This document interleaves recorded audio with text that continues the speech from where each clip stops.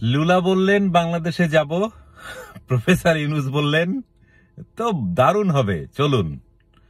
তো উনি এইভাবে করে নিমন্ত্রণ জানাচ্ছেন সারা পৃথিবীতে আসুন, বাংলাদেশে আসুন।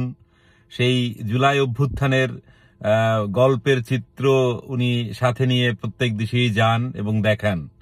ভাই, বাংলাদেশকে দেখানোর জন্য এর চেয়ে কি বেশি কিছু নাই? বাংলাদেশকে ব্র্যান্ডিং করার জন্য এই জুলাইয়ের অভ্যুত্থান একমাত্র যে হাতিয়ার না, এটা আপনি জানেন, আমি জানি, আমরাও জানি। আপনি কাদের খুশি করার জন্য বাংলাদেশের এই অভ্যুত্থানকে তুলে নিয়ে আসছেন?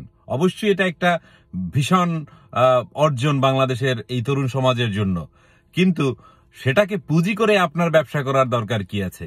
আপনি যখন আমন্ত্রণ জানান বিদেশের অতিথিদের বাংলাদেশে আসার জন্য জুলাইয়ের অভ্যুত্থান দেখতে, আপনার এই মব স্টারদের দেখতে, তারপরে যে কাজগুলো হয়েছে, অনিয়ন্ত্রিত শাসন ব্যবস্থা, সেটা দেখতে, বাংলাদেশকে ব্র্যান্ডিং করার জন্য অনেক কিছু রয়েছে। প্রফেসর ইউনূস সাহেব, আপনি হচ্ছেন বাংলাদেশের ব্র্যান্ড, আপনাকে প্রচার করুন।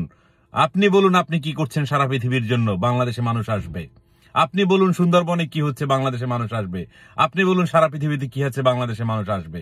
কিন্তু এভাবে না ভাই, এভাবে না।